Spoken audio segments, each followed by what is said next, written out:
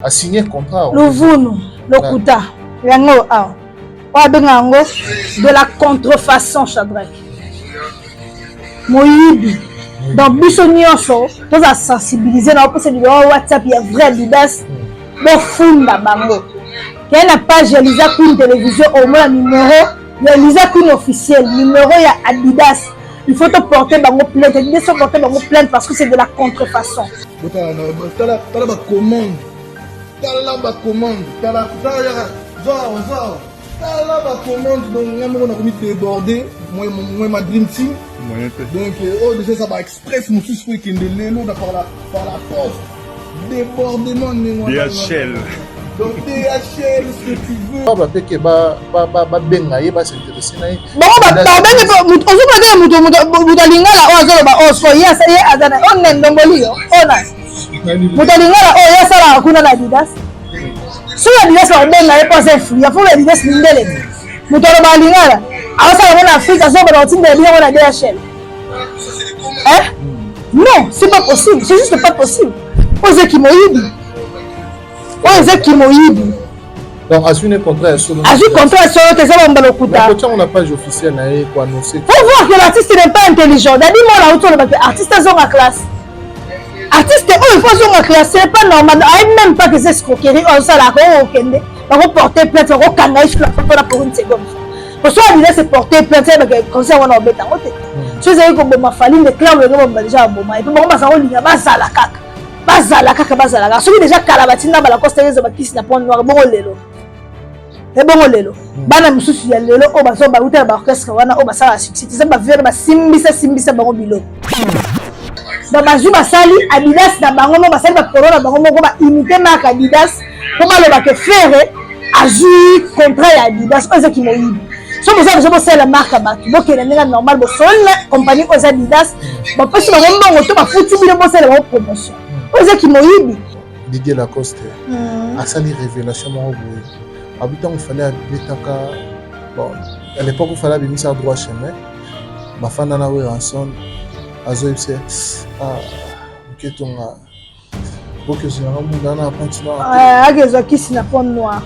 c'est une révélation qu'il a fait. Oui, c'est une révélation. C'est de l'Ipouta. Il y a vu que succès avec le bandit dérangé bango le lot. Pour la que Fali n'a pas venu Fali déjà bandaka la commune va faire il est victime de son succès en fait. Pour ça parce que bébé botin nango partout dans le monde en tout cas té Congolais to ko dans d'Ivoire tu te que voir le couteau mais aussi comme qui moyibi sous eloko ya moto. Et ça crime monene o ba ko poursuivi. Eloko o ya moto. Adidas na ba Adidas ba Nike et ça ba nini o ça sérieux. Parce que ça veut dire que peut mettre des déjà mon moto moi mettre la salle Adidas ça la salle biso mako.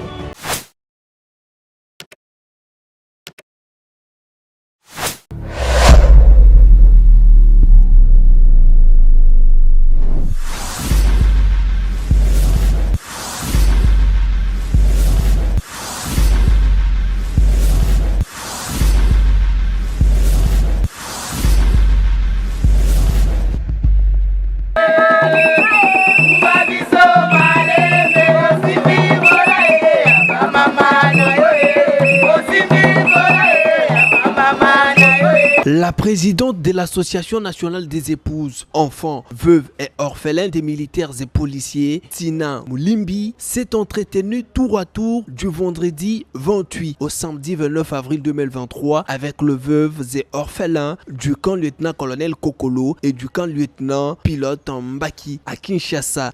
Dans sa gibecière, Madame Tina a apporté des vivres aux veuves et orphelins composés de riz, sucre, pain et autres. L'occasion faisant les larrons, cette généreuse fille de militaire a aussi remis des vivres aux malades internés à l'hôpital militaire central du camp lieutenant-colonel Kokolo et du centre médical opérationnel de la base aérienne d'Indolo. Prenant la parole, le directeur chargé de la logistique de l'hôpital militaire central, le colonel Guy Bodouka, a au nom du commandant de ces grands établissements sanitaires remercié l'initiatrice pour sa générosité.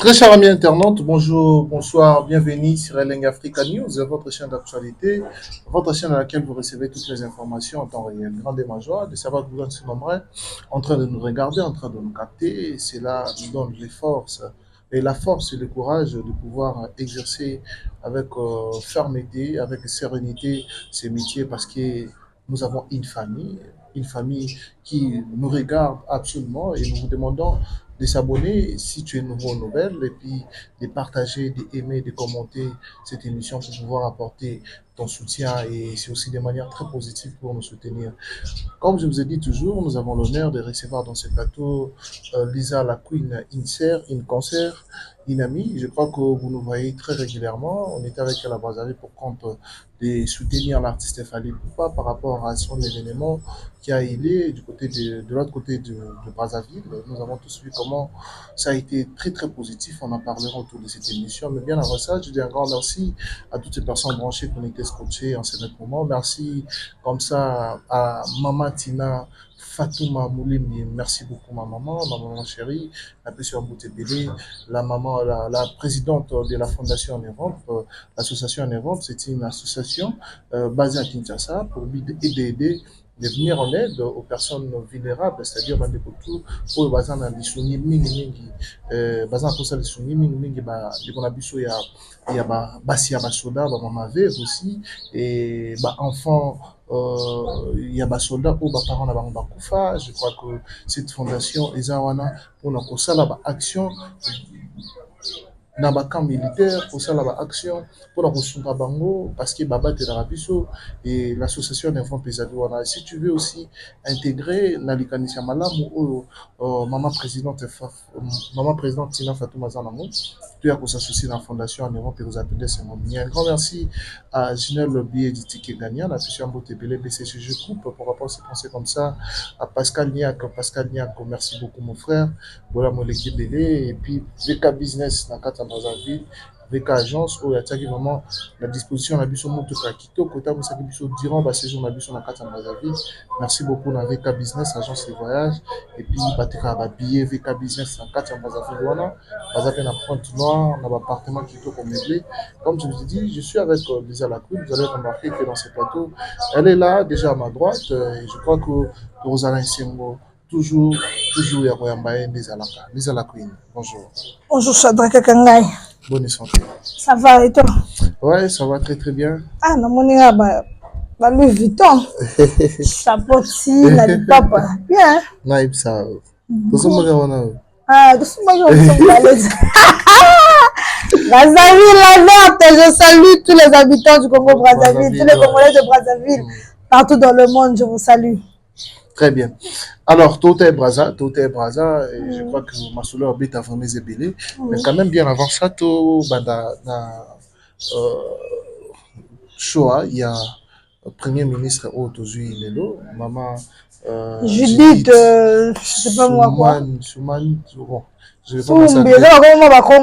ne vais pas massacrer son nom, mais Souminois, voilà.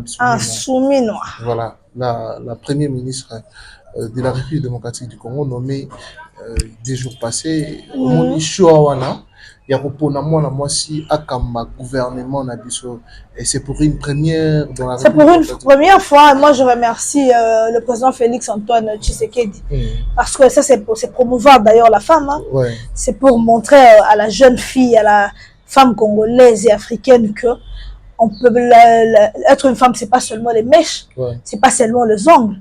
Quand on n'a pas de ongles, on n'a pas de mèches et quand on a une bagage intellectuelle, on peut arriver là où les femmes qui ont des mèches ne sont pas arrivées. Et que si tu es intelligente, le nom même de ton mari peut être cité grâce à toi, parce que c'est grâce à elle qu'on cite aujourd'hui le nom de son mari. C'est une femme mariée, voilà. C'est une femme mariée qui aujourd'hui élève le nom même de son mari et son mari doit être fier qu'une telle femme porte son nom. Vraiment. Tu vois, donc c'est une fierté pour toute la femme africaine et pour la femme congolaise. Moi, en tant que femme, je remercie le président de la République pour l'initiative en tout cas. C'est vraiment un excellent choix, vous pensez? Oui, c'est un excellent choix. On a essayé avec les hommes et pourquoi pas une fois aussi essayer avec les femmes. En Afrique du Sud, les Afriques du Sud, les dirigeants, les abassis.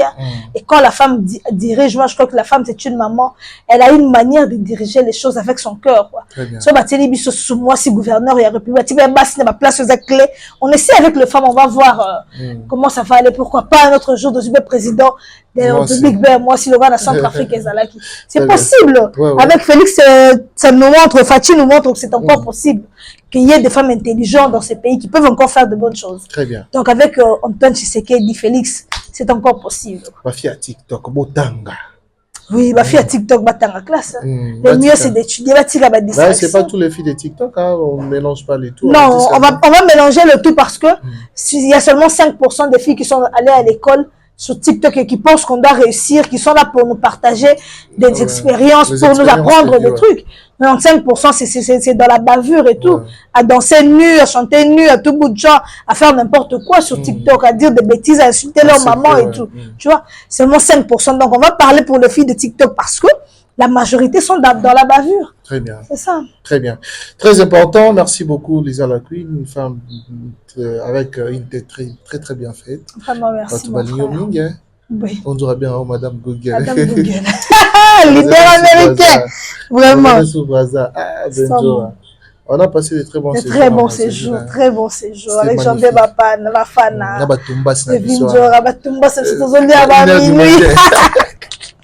Brazzaville, merci.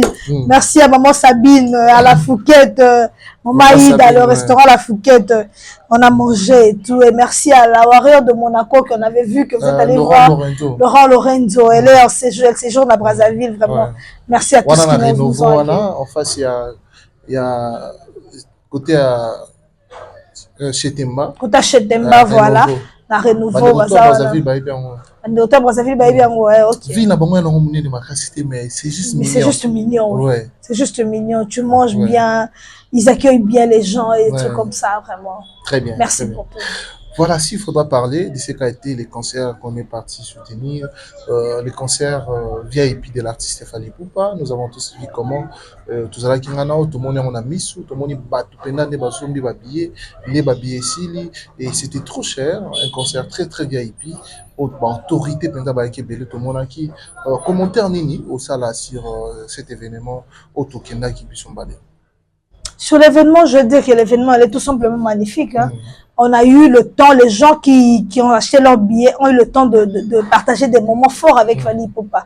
Déjà, à un concert à l'aise, tranquille, il se promène de table en table, il parle avec vous, il a le temps de vous embrasser, de vous faire la bise, de vous dire mon pote comment ça va, il chante, il est assis sur une chaise avec quelqu'un pour chanter et tout. Bon, ça, la capacité au monde un podium, mais devant vos tables, devant vos, voilà, devant vos verres, vous le voyez, il passe et tout. C'est un concert vraiment, moi j'ai aimé, concert bon, ils ont bien. Mais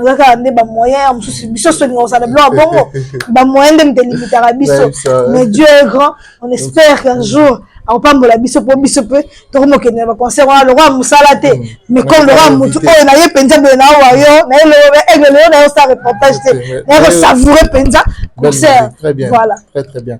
Ah oui, tout le monde qui a vraiment trop chic. Est-ce que vous pensez qu'aujourd'hui s'il faut enlever quand même la polémique, mais tout ça quand même si on s'y a comparaison au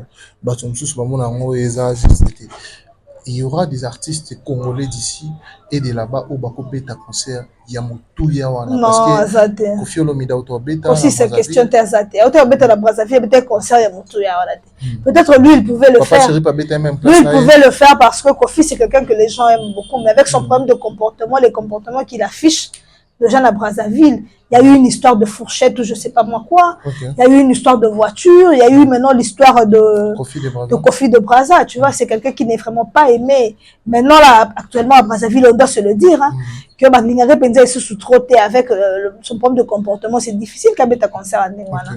Il y a eu Jibem Pian avec son histoire de moine en tout cas, de viol et tout. Et puis JB concert à Ndengwana Brazza, il est aimé peut-être à Kin Baba Luba, mais concert il y a grandeur, on a remis à $100, mais pendant $1000, mais ça $1000 pour la JB Moutoya Tena Braza. Parce qu'il pas fallu mais ça même $5000. Voilà, $5000, $6000. JB déjà concert en Ndengwana Brazzaville, je pense pas. Mais rançon que de longo là, Et ça va plus des gens de bon balinga kotoka bata bas étage donc voilà faire épais amis bata bas étage bana mbongo ate bakenda Brazzaville koluka et même bato balinga ke kuna asa rosa na bango 5 dans la santé donc il y a aucun artiste congolais qui peut jouer ce concert à ce prix-là. Si ceux qui sont artistes congolais remettent un concert d'après Fali, Brazzaville les a payé les boquets bêta. À Massamba Débat j'ai dit la même chose. Les amis, c'est congolais montent au 4 bêta stade de Massamba Débat atia billet bato ba kota batonda. So azali akenotia ti le homme tatia te. Nenga moko concert à Radisson Hotel, Radisson les awana so monique yo au remettre un concert voilà to artiste na au remettre un concert voilà d'après au Fali bêta qui allez-y on est là on regarde. Allez-y jouer. Très bien. Alors, on va parler quand même de ce qu'on a vu il y a 2-3 minutes au Moni, selon la magazine Toumani, si je ne me trompe pas. La magazine Amani, on dirait, je crois.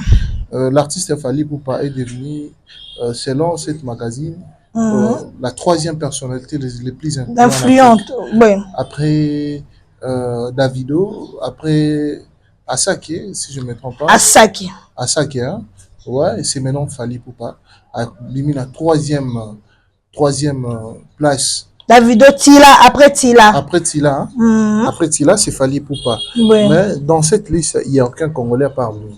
Il n'y a aucun artiste émission congolais. Il y a Davido Tila, Fally Ipupa, Ayasta, Rema, Bonaboy, Asak, Omalai, Didi B, dans la Nigeria, Baza 1, 2, 3, 4, 5, 6, 7. Côte d'Ivoire Moko. Côte d'Ivoire Moko, Afrique du Sud Moko. Afrique du Sud Congo Moko. Waouh, Fally, merci pour tout. Imaginez merci de faire la fierté de tout un peuple.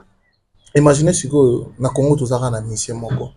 Pendant que dans le Congo, il y a des musiciens qui se disent international, il y a des musiciens qui se disent influents, il y a des musiciens qui se disent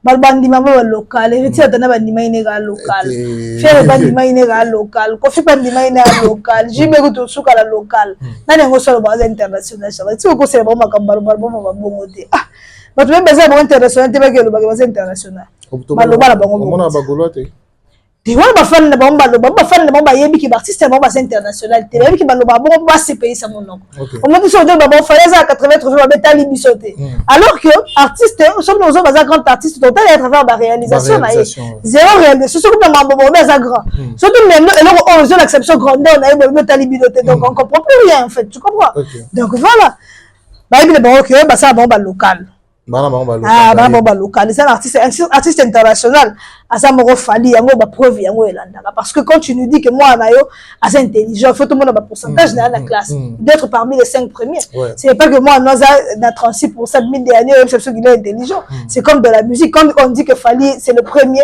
à ça numéro 1 voilà yango bani les autres exceptions à ça numéro 1 sinon il y a pas match il y a pas un autre artiste il y a pas un autre artiste mais qu'est-ce qui manque aujourd'hui lobby to KNDP tous à la paix la balise c'est un modèle pour eux simple magazine ils ont un magazine non ça nous manque le sérieux le savoir-faire hein?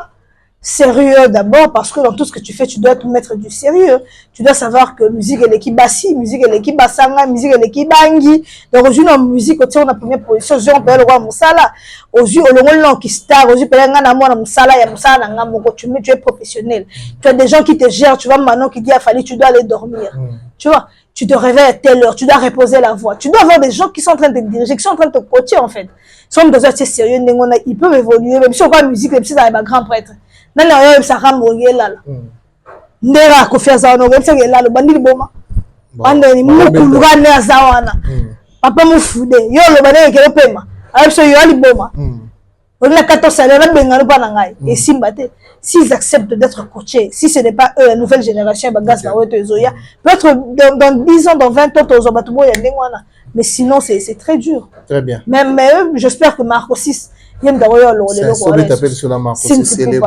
célébrer. On va célébrer. On va tout ce qu'on doutait de nous. On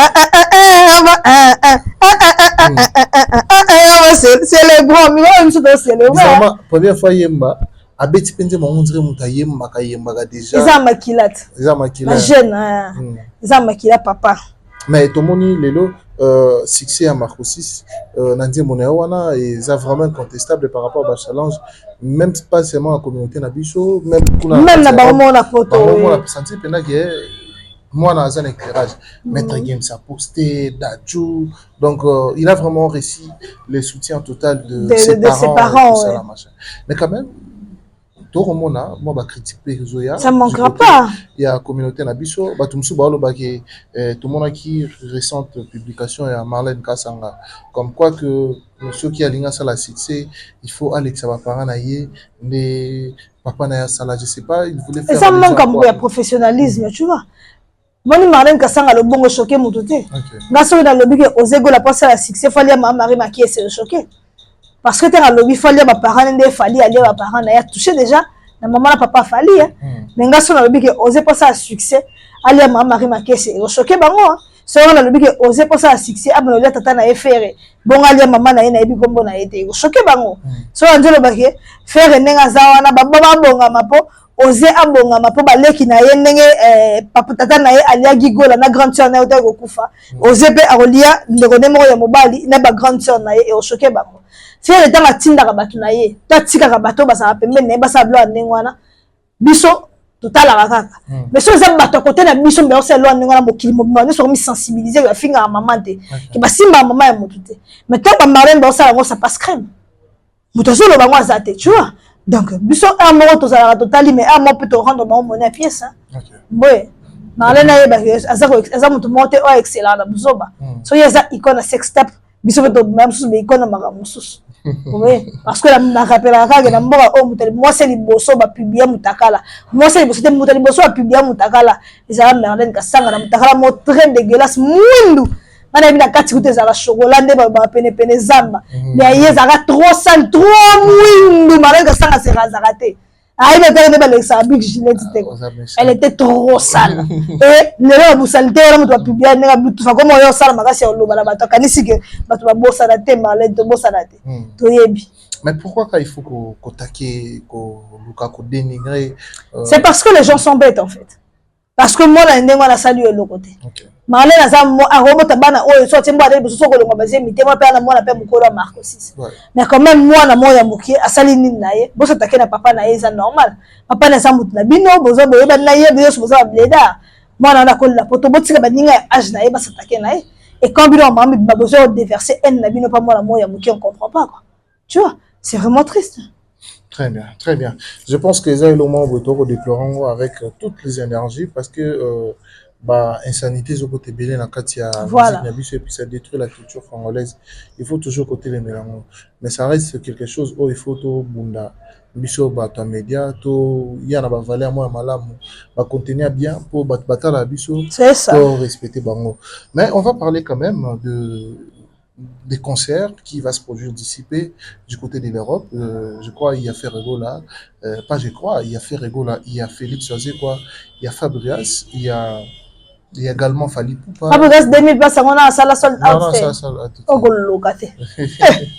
Très bien, mais s'il faut commencer na muto azobeta d'ici là à Ferrego là, tout le monde est jusque là azaka na kata kicha ça. C'est ça papa. Vise za on ba ki end la ke lukakisi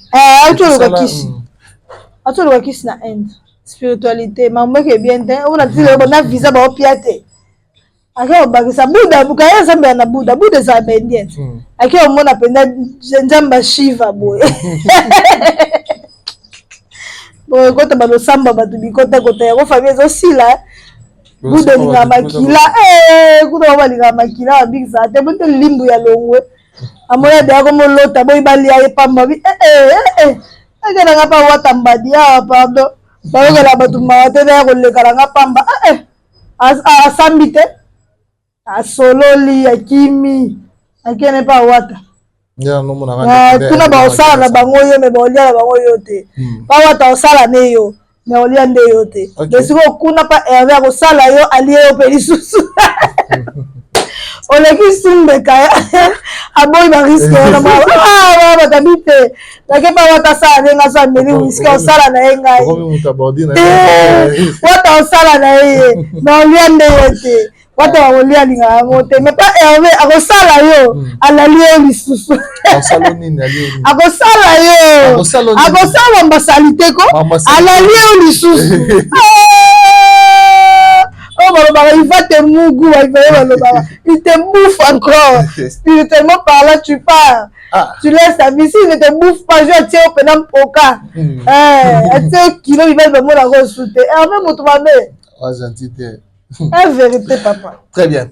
Mais quand même, ça reste à vérifier ceux qui basent le visa, parce que. Bazute?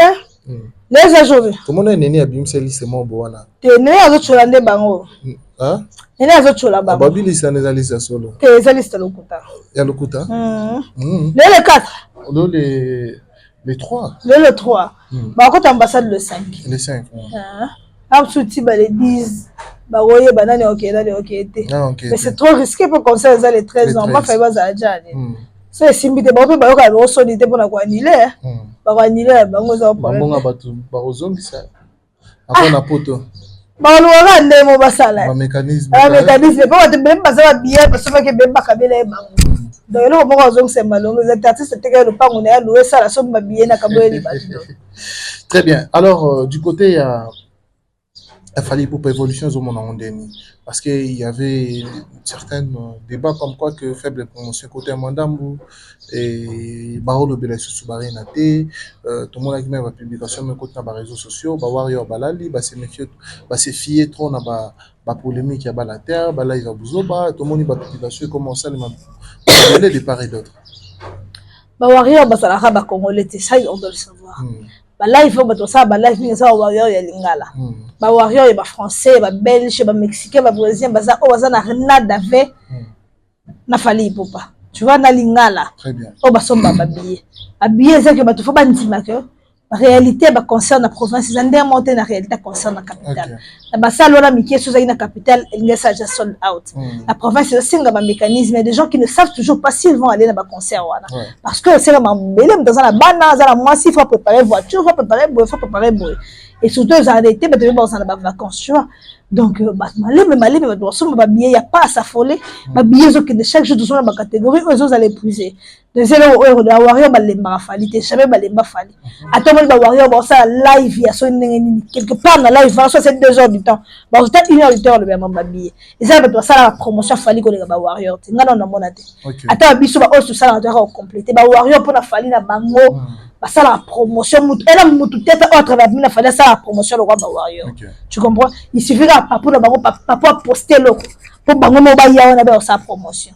Non ba warrior ba source fiable. Bato atanga na lali bona ebike ngali zata lobite ba warrior ba sawana ba tinda da somba biye ko ba mo ba somba ba biye ba gladys ba sali ba warrior se bele ba beauté eben ba sawana ba doga ba bido warrior ba sali la petit aigle de Brazzaville ba sawana ba warrior ba sa modèle nyonso oh ba somba ba biye de l'autre dans ce dérange. En tant que warrior que tu es, ça te fait comment de voir un autre artiste de l'autre camp venir clasher, insulter la personne de Fally, la femme de Fally, les enfants de Fally et tout ça là, on va parler comme ça de Mark House pour peut-être faire sa promotion ou parler, il vient toujours avec des propos tels qu'Yamabé pour nous finir pour diminuer personnalité pour approcher sa Fally. Ça ne me fait rien parce que ce sont des gens faibles d'esprit.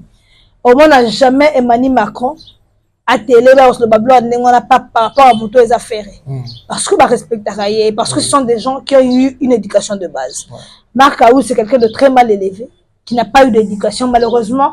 Orchestre affaires et orchestre oyo bazo ba chege nyoso ba tunyoso bazanga ba éducation ba raté éducation parentale o ba tangate ba on ba se retrouver wala ba sa blo ndingwana pour attaquer yemo ko faire soit que na classe forme quel ngapte qui ça Mark Aouz ngai se OK na ndingwana parce qu'on a sa collègue nanga donc Mark Aouz ça la mbula mtapek ça a été l'ex faire mtatinda rende yemo ko loba ke mamlo so Mark Aouz loba yuta hapana yi et faire ça problème fallait des problèmes ça que fallait les qui na succès jalousie on a de ça la ndingwana so ya pona o meladi amba fallait pona maramusa pona aux professionnels donc yo rosa atenga netinga na vanda otuninga mamba livre na vanda na sombi livre na ngabo na otanga pour se cultiver yo vanda ka otika le toyebeta de banda ba soki na aneni ni aussi o fongola livre pour ça ta lecture ya chapitre moko nanga c'est impossible Pendant que moi je suis en train de me cultiver, l'homme il s'appelle la branche à musique, la politique, je vais travailler parce que je suis quelqu'un d'intelligent. Et la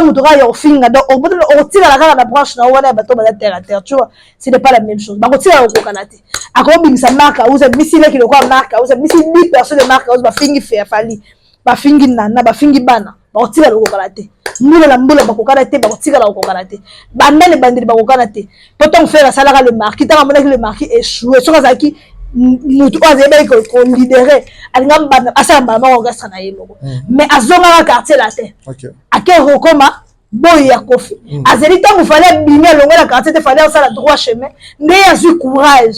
Donc ça sans s'interdit. Donc l'excès maintenant on s'inspirait pour la famille bandal les noter. Pour ça c'est qu'on s'inspirait par la famille. Tant que ça le marché toi le marché simbité. Faut que maman la carrière sur. Il a besoin on a quartier la tête. Il a besoin c'est il fallait longue. Bon m'appeler master na tiemutu, ngapela tiemutu, ngapela ça sans s'interdit. Donc ça faible, tika la faible tilelo. Si micro to yaka wana uzara faible. La preuve on est biso to beta 20 000 passer ça dit 4 heures sur beta 9 000 passer 2024. C'est pas la même chose. En gros de finger parce que c'est inférieur de se comparer à la supérieure. Très bien, ça, mais ça fait pas quand même l'honneur hein, de voir. On est habitué à ça. Même les enfants de Fali, bah, ils disent que toute la communauté Moko, les bateaux, ça a bien été.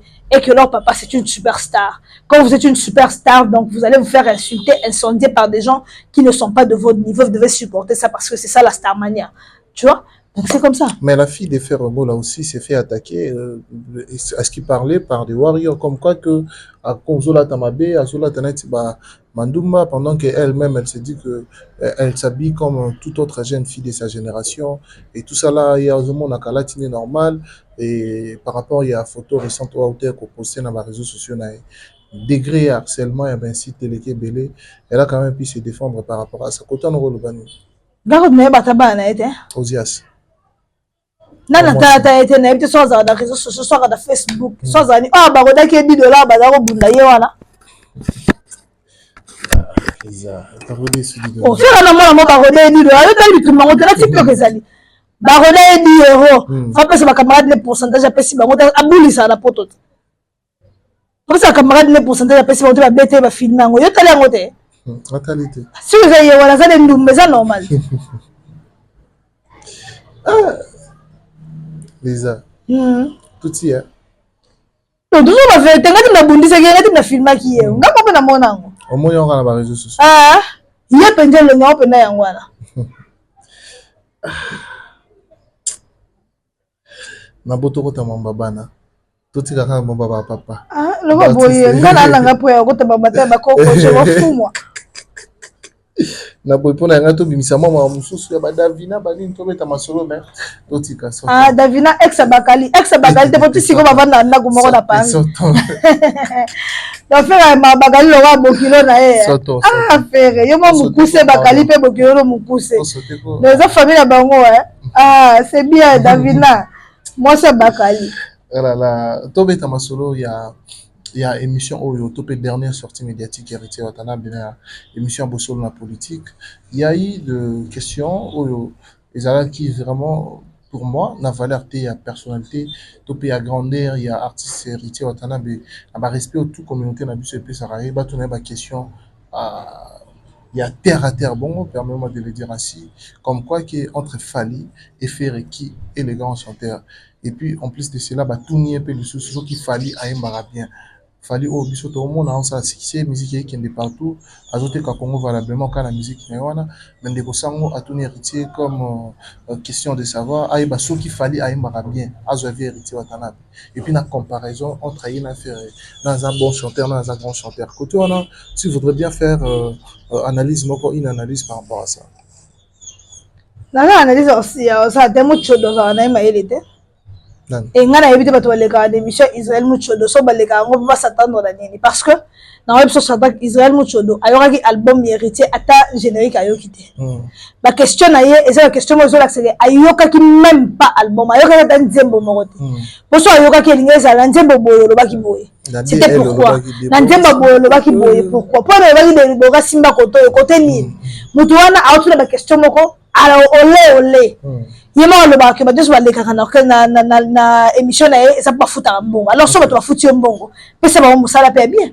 so ba fouti mbongo pour la promotion en tout cas yo album na sala musala comment ça ba biso ba chronique couverte internet bien quand tu veux me poser des questions je veux que tu es dans l'actualité yo fout ça ba to mbongo ta émission na obo solo sur la politique mais autour de la question terre à terre je veux me dayamba muta tout la muto ebi na question ah mais ta musique essence te muto na ye fallait la faire là yebi goyemba quand je suis venu yendem de rete salé mabe parce que so zali mutu normal ye périté ngalo beninga na ye pour sa promotion album na ngai en tout cas le belanga makabo album na ngai ne me parle pas ba kombo batu pourtant mama le ka otuna bango kombo na ngai te je vais parler de mon album na ça ba dire autant titre autant parle-moi de ça sans la question aussi le balanga te na monique émission oyo to répondre tout ça pour une prochaine fois c'était en fait ça mais le bamba comment banga ba journaliste c'était journaliste même na buzoba amsuma ndefu ya mucho de mtebangisa qui azo répondre à question quand ça va jeune et polémique bêtement moi je suis désolé pour la part héritier donc album to ba bien bimi sali un mois album est simbité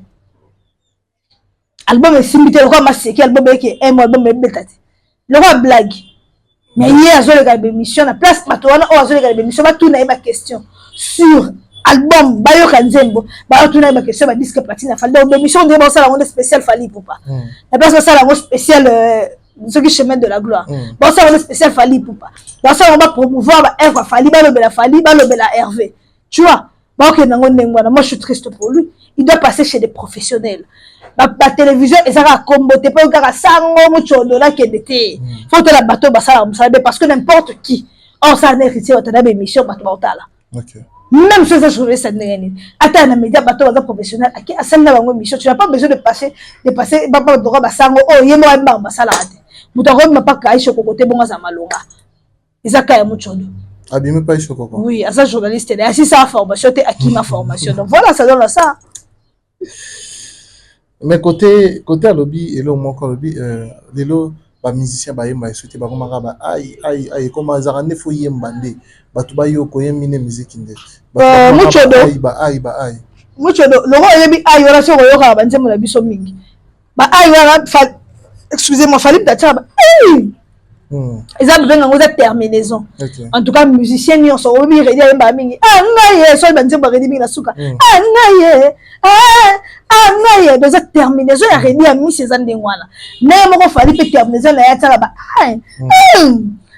what is that terminaison fallait et ça bilengi mo bam totsa na musique lenga musique ne ngwana ba terminaison yende Israël azande azande à la page te to aibi musique te to musicien oya linga so basanga terminaison en tout cas basanga musicien mo grand pas par la terminaison moi qui termine mo bo ça le rond dans la mos nambeto et terminaison à Kofi et ça n'engwando so yi za ba musicien basanga terminaison en tout cas mucho do on a problème na artiste so azan normal il faut ça na terminaison na ndenge biso za ba ai alu ka pe terminaison héritier so za la nini to Hervé so za la nini so terminaison Hervé à la suka multiplie et ça terminaison na mais ce qu'il fallait faire la terminaison dans beaucoup de questions là ils ont la sens monté parce que les terminaisons et artistes télévision et nous les Warriors nous aimons ça c'est même pour ça que ça la galerie artistes là ils sont oh il y a mal à plateau mais non s'il faut vraiment aller analyser dans chacune de ces émissions il a toujours posé des questions tendancieuses et alors tendance on il a beaucoup plus d'avantages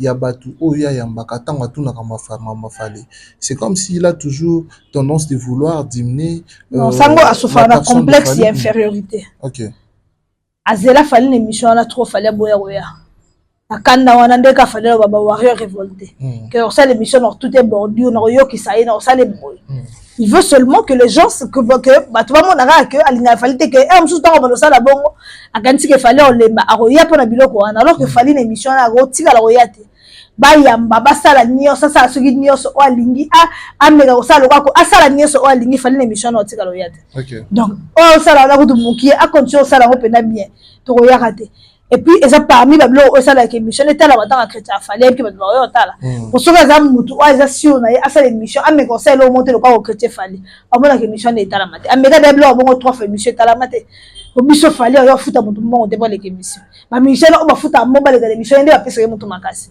ba biso ça atawala te mais jalousie so régner trop dans le monde papa te la monde na biso o so ba jalousie est partout on s'empêche de battre baza jaloux na dernièrement toto so la njoka Lisa mutola pela nenga leginega ngabo na lava oyo kela ngazua tu comprends mokile sitika ke batu oyo mokile komanda mutaleki am so yo zua na batu oyo leki ba yo zua donc Fally Nathan a ça déjà la musique il est habitué et il sait comment vivre avec ça. Très bien. Mais dérangeant nango était hein. Très bien. C'est ça le monde hein. Nathalie Mission Moro Muketunga Didier Lacoste a sali révélation Moro boy. Habitant il fallait betaka bon à l'époque il fallait bimisa à droit chemin. Ma fana na we ranson azo ipse Muketunga C'était une révélation qu'il a fait. Oui, c'est une révélation. C'est de l'Ipouta. J'ai vu que le succès avec le déranger l'autre. Pour que Fally déjà il est victime de son succès en fait. Taka banda ane wana l'Ipouta bini même tout déjà tout le monde qui l'Ipouta bini pour battre l'Ipouta mal les atindi mudaga qui s'y n'a pas noir. Pour battre Nzembo Fally mal les autres. C'est déjà que vieux muto za bolingo mutu. Au sein de l'année, on a été. Si vous avez comme ma Fally, les clans, on a déjà bon. Et puis, on va s'en linger, bazala kak. Bazala kak, bazala kak. Celui déjà Calabatina, la coste des Obakis n'a pas noir, bon lelo. Et bon lelo. Bana Moussou, ya lelo, au bazo, baouter, orchestre, wana, au basa, succès. C'est ma verbe, simbisa, baron bilo. Et avoir bien sauté bien la coste, dans la kanda 20 nebo. Et on ne sait pas ma camarade, bien, on s'est salissé ma Moussou, oyo. Et batoualo lingate. Tu vois qu'il y a la coche sur le musicien, c'est ça grave. Donc on va baisser le jeu pas fond, la balle c'est ça grave. Ne baisse pas le bar rebelle. Déjà tu as dit que Véora m'a qui pendant ça là qui est. C'est moi OK la maison moi va te couper moi ba qui kuti ba ya wana donc que ça les a basé na kiss. Ce qu'on t'a la kiss ce qu'on est sur les donc que ça aussi maté. Donc la politique de sim de toujours la musique rien. Après toi on va bito manquer. Ba ça rende wana. Très bien. Mais Lisa, au tali faire là, à bien si on n'a pas il y a 30 ou 40 minutes comme ça, Asali a eu contrat officiellement na Adidas. Adidas, comme je te l'ai dit, a griffe Adidas. Adidas, il y a santé, mais Adidas a eu contrat na faire là, parce que tout le monde, Lelo, Adidas, c'est comme là, mais quand même, Bengi a commis ambassadeur, a commis, a signé contrat. Le Vounou, le Kouta, Yango, de la contrefaçon, Shadrach. Moïbi. Donc, Bissonioso, tous à sensibiliser, dans le WhatsApp, il y a vrai Adidas, bon funda bango. Qu'il y a une page, il y a Lisa Queen télévision, au moins numéro, il y a Lisa Queen officiel, numéro, il y a Adidas. Il faut te porter bango plainte, il faut porter bango plainte parce que c'est de la contrefaçon. Dans ma joue, Sali, Adidas, dans bango, ma sali, ma corona, bango, ma imiter marque Adidas, pour ma le faire, a joué contrat Adidas, eux qui m'ont eu. Si vous avez la marque à battre, vous avez une normale, vous avez une compagnie aux Adidas, vous avez une promotion. Vous qui m'ont eu, vous avez une partout dans le monde, en tout cas, Congolais, tu vas maintenant d'Ivoire, tu vas voir le coup, mais aussi comme qui m'ont eu, et là, il y a moto. Et ça crée mon nez, et ça poursuivi. Et là, il y a moto. Adidas, Adidas, Nike, et ça va dire sérieux. Ça veut dire que déjà, on va mettre la salle Adidas, ça va salle Bouzo Babou. Faut que tu fasses tout le monde qui zeng bon dimanche. Si quoi t'as la lelo. T'as la lelo. Mais attends, tu analyser le moment qui est fait. Et faire le coup là, avec Adidas Arena. Mais quand même pour lui ça a apporté l'influence. Tout le monde influence que le gars a comme moi. C'est important influence pour banane. C'est probable que ba benga ba s'intéresser na. Bon ba benga ozo ba ga mutalingala o azolo ba oso ya sa ye azana onnen ndongoli yo ona. Mutalingala o ya sala hakuna na Adidas. Si Adidas ba benga e passe influence faut Adidas ndele. Mutalo ba lingala. Awasa na Afrika so ba otinde bien na DHL. Hein? Non, c'est pas possible, c'est juste pas possible. Ozo ki moyibi. Qui moyibi. Donc, assurer un contrat sur le. Assurer un contrat sur le. Mais quand on a page officielle, quoi annoncer. Faut voir que l'artiste n'est pas intelligent. Dis-moi là où tu es, artiste est en classe. Artiste, il faut jouer en classe. C'est pas normal. Même pas que c'est escroquerie. On s'en a encore. On va porter plainte. On va canaliser sur la photo pour une seconde fois. Pour ça, on se porter plainte. Comme ça, on a embêté. Ce n'est pas juste possible. Il y a une marque à bateau. Aux yeux, on s'en a comme ça. On a pas le signer contrat d'Adidas. Ce n'est pas possible. Nous voulons quoi. Merci beaucoup. Tout ce qui est dans le dossier à Peniel. Peniel, l'ex-femme du pasteur Mike Kalamai, qui s'est dit qu'elle ne va pas arrêter de faire d'accélérer le pasteur Mike jusqu'à ce que bakopé ça y bananaye. Lelo a commis na poussa bananaye, a na poussa avant da azana banaye. La publication et qui est a sali liste ya ba etu o babima na pasteur Mike, ya sali liste ya ba maman pasteur même ba collègue na ya Majabu. Il paraît babima. Asali ya bisamba mbu ya bima na pasteur Mike. Alobi Deborah Lukalu Karim Mouyanzi abimana pasteur Mike alobi Deborah Lukalu abimana pasteur Mike. Deborah Lukalu ko toyebi que c'est une femme mariée. Deborah qui publie le matin, je suis une personne gentille et patiente mais j'ai des limites. Voilà. Alobi mambebele tangi basi abatwa basandra mbuibiso de baga la vierge la 34 de so ba kosa biso. Penye la sali ba révélation moya grave. Marie Missa mon père son âme Maleka, Lina Movaro, Wivine Moleka. Bon abangi ya Wivine Moleka atango ba très poani. Wivine Moleka, Deborah Lukalu Bijou le San na Dallas na Weza. Lili Ramazani Dallas, Yvette Kalombo, Merveille Lumu Men, Joël Tumba, Sandra Mouyeste, Esther Akawa, Farah Mike Canada, Vanessa Matanda, mineur à l'époque, Vanessa Matanda n'est moi biso, Vanny Morgan, Yewana, Vanny Morgan est pour le blanc pasteur Mike, Tania Kiboko, Mati Kalombo, Arena Lokwa, Karine Mouyandi, Linda Bukasa, la South Afrique, Gériel Lekan na Dallas. Voilà ba combo oyo, voilà liste. Il y a ba ex nyonso selon Peniel Kalambai. Donc voilà. Mais pourquoi tout ça? Pourquoi faire tout ça? Elle a basi msusu wa gros lia yote comme ka ko fine yo. Les gens doivent savoir que ba pasteur surtout ya biso ba bageta ba pour ça ba aventure Peniel. Tant côté na libala za na image msusu ya mto wa bege mai, serviteur de Dieu et tout. Et tant à côté amoni maka msusu. Basi bano bakoli la poto na biso basi africain la mentalité mokote et surtout bato bakoli na partie anglophone ba pétara na ndé mamabe. Donc moi parfois je la comprends et ça ndenge na bango hein basi obenga bango ba évoluer. Donc voilà Nzamba permettre à Mike ko enera ka Peniel pour l'accès que ba venture sala nga na camarade na ote en bimission na mpoisa nga na mona nga ezanza même to bimisa mona poisa. Parce que bisos na sese to yebaki na biso ke Mike azana mto ba momi mais bato mususu amsusu ba yebaki onto bazo mele mbondo betinga ya sœur Marie na yebi nga bandakala na yebi nga bandakala ye pe na sœur Marie personnam bazalaka ya mère wala mususu pe député bivino babare wala pe na yebi nga osenga ovanda to biso de la ifasi kola série ya ovanda na ndako wala za kubena pembena mama yemo colonel be azana ndako mo wala sœur ngo basalana ye c'est que tobokela ke blo libanda biso les facile to mona bilambe pumbo wala mai kota mona Mercedes 190 to mona na biso ye ba sœur Sandra Moïde to yebi pe bien que bobali na ba bala e vierge to yebi ya ba Deborah Lukalu pe c'est possible mai kalinga ba se kitoko ka full missile mai kali ebele na ngola pe mai kali ba kamala na ebele ba ma mai na ngola bunsa ku de masana ngai sai mo allié trop na Luanda wana Mike allié trop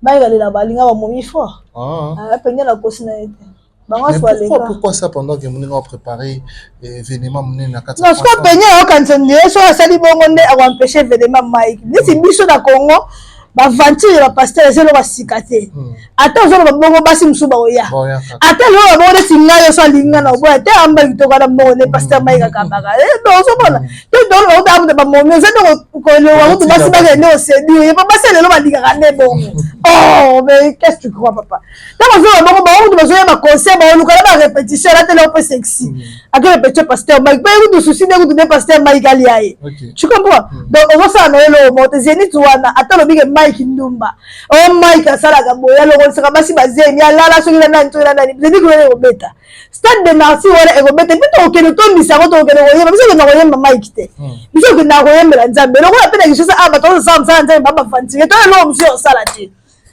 to za biso ke na kokumisa Nzambe la nzela ba fantire on Nzambe pona ko tsela biso la Congo awa donc ce n'est pas un problème Peniel sala ato piye mutakala Mike biso to ke na Zénith ato biso de Marseille wa to ke na ato lo bi o Mike asala la nini ato o kutu bakanga kuta yeba gege batu bakenda kati lelo donc Mike na yemi sirene te to ke te boani to ke ne kaza Deni le sikutu bakanga ke na obala cérémonie ba l'église ne baza. Na Congo a ba na pasteur peña nous tozo mona mo ta sikoza américaine biso to mesana. To mesana papa pasteur Sonia bota ba 640 30 20. Ah to mesana. Pasteur nga sa binza na biseka za président de la République mais to moni ke Fatim ta bibido. Biso ba pasteur so ba roba ba defa to mesana. Oh to mesana. Très bien, merci beaucoup Lisa Lacouille. Nous sommes arrivés pratiquement à la fin de ces entretiens. La lumière du jour est rendre Abisso vraiment la défaut. Vraiment. Batu Batalio Belé na Elengue Africa News. Elengue Africa News, abonnez-vous massivement quoi. Aux chaîne na Bisso Moro. Alors, message ni au pisa na maitu auto solo pour cette émission. Ah, message je disais que les Warriors continuent à acheter les billets. Félicitations à Fally Ipupa, la troisième personnalité la plus influente en Afrique. C'est le magazine Amani. Toumani, donc voilà. Biso Warrior, tout ça toujours, papou toujours de l'avant. Donc, c'est seulement l'inférieur qui se compare à son supérieur. Donc, on est supérieur, on supporte tout. Très bien. Merci beaucoup, Lisa la Queen, Maman Google, Madame Google. Voilà. VK Service, bonjour. VK Service Business, tu peux sur Bambote Belé, allocation à voiture, il y a sûr, agence, il y a sûr. Tu peux sur Motena Ginel BCJ. Merci pour tout. À Brazzaville, dans Zaïga, Nayo, vraiment, merci pour tout cet amour, merci pour le confort. Ginel BCJ. Vraiment, merci. Merci pour tout, merci. On ne peut que te remercier, Très bien. Voilà. Merci beaucoup. C'est la fin de cette émission. Un grand merci à ma sœur Clarisse Moulimbi, Yagile Ngatsebe, maman Tina Fatouma Moulimbi, ma maman chérie, la passion Botebele. Un grand merci comme ça, Elka Yamotema, depuis Edmonton, la passion Pambote Otalabiso, la Mandeko tout Obalingamsa, tout ça, la Cabo continue de s'abonner. Maman Irène Wawa, Kwanzamuna, Motema Chichi, Lombo Bambote Nayo. Un grand merci à celui qu'on appelle Shadrach Kanduzi, mon homonyme, appelé sur Pambote, et puis la Bolingo Bogopé Sabiso, surtout Ming, abonné Elengue Africa News, continuez à s'abonner, Fanny Vimba, tout la Mukato Bosté, partager les rebelles, et vous apprenez ces noms. Il y a tous les warriors, à tous les mélomanes de la bonne musique, on vous aime beaucoup, salutations à vous, et c'est la fin de cette émission, à la prochaine, bye bye.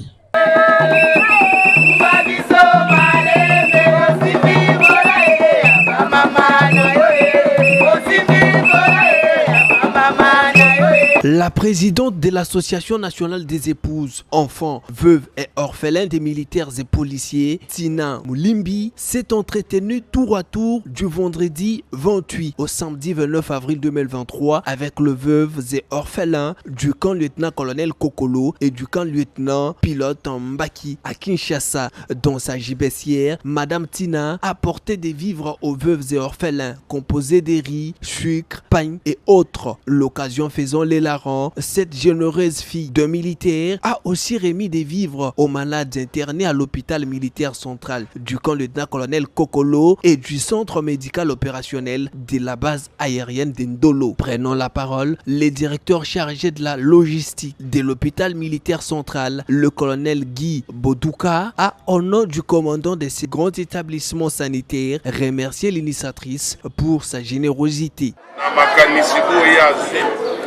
Ya komemela biso bilei oyo lokolo bateza moke so moto aye kokota na ndako na yo ata apesi yo lipa eza ebele olobi eza vraiment ebele e tokosalela yango na lolenge ya malamu. Au cours de son passage dans ces structures médicales, Madame Tina a payé les frais d'hospitalisation de quelques patients et des accouchés qui se sont exprimés en ces termes.